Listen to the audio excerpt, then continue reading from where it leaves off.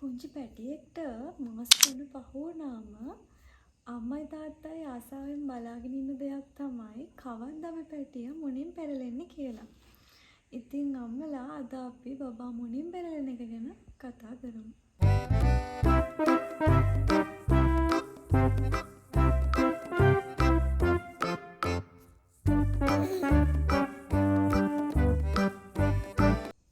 බබාලා මුණින් පෙරලෙනකොට එයාලා දෙවිදිහකට මුණින් පෙරලීම සිද්ධ කරන්න පුළුවන්. එක විදිහක් තමයි මුණින් අතට දාලා ඉන්න පැටියෙක් එයාගේ උඩුබැලිය අතට පෙරලෙන්න පුළුවන්. එහෙම නැත්නම් උඩුබැලිය අතට දාලා ඉන්න පැටියෙක් මුණින් අතට පෙරලීම සිද්ධ වෙන්න පුළුවන්. ඒකෙන් බබාට එක වෙනස් වෙනවා. මුලින්ම එකපාරම එයා මුණින් පෙරලීම සිද්ධ වෙන්නේ නැහැ. මුලින්ම එයා ඒකට හුරු වෙන්නේ එයාගේ එක් පැත්තකට එයා හැරිලා ඉඳලා ක්‍රමයෙන් තමයි මුණින් පෙරලීම සිද්ධ වෙන්නේ.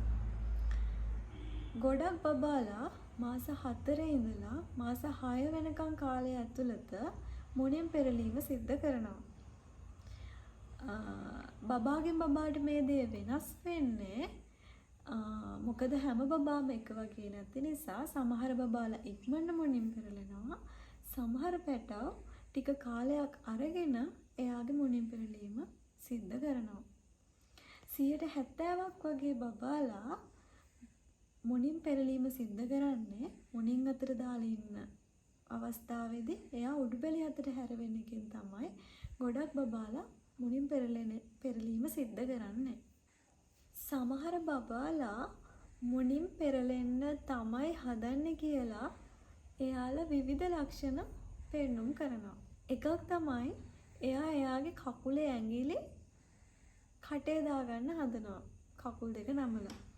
ඊළඟට එයා මුණින් අතට දාලා ඉන්නකොට බෙල්ල උස්සගෙන ටිකක් වෙලා ඉන්න පුළුවන්කමක් එයාට ලැබිලා තියෙනවා. ඒ වගේම තමයි එයාගේ අත දික් කරලා එයාට ඉදිරියෙන් තියෙන සෙල්ලම් බඩු ගන්න උත්සාහ කරනවා. ඒ වගේම තමයි එයාගේ එක් ඇලයකට හැරිලා ටිකක් වෙලා ඉඳලා මුණින් අතට පෙරලෙන්න ලොකු වීරයක් ගන්නවා.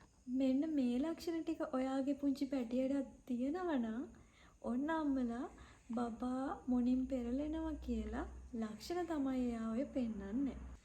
මම මුලින් කිව්වනේ අම්මලා හැම බබාම එක වගේ නෑ.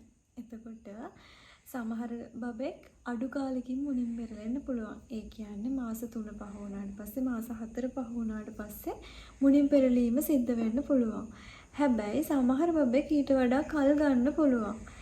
එතකොට ඒ අතර කාලයේදී මුණින් පෙරලෙනවා නම් අර මම කියපු ලක්ෂණ යාගේ තියෙනවා නම් මුණින් පෙරලීමට එයා ඔන්න සූදානම් වෙමින් තමයි පවතින්නේ. හැබැයි මාස 6 පහ වුණාටත් පස්සේ මාස 7කුත් ඉක්මවා ගියාට පස්සේ බබා මුණින් පෙරලෙන්නේ නැත්තම් එයාගේ ඉස්සරහින් තියෙන සෙල්ලම් බඩුවක් ගන්න අත දික් කරන්නේ නැත්තම් එයා පෙරලෙන්න කිසිම උත්සාහයක් ගන්නෙ නැත්තම් අම්මලාට පුළුවන් බබාගේ වෛද්‍යවරයා හම්බ වෙලා මේ ගැන උපදෙස් ගන්න.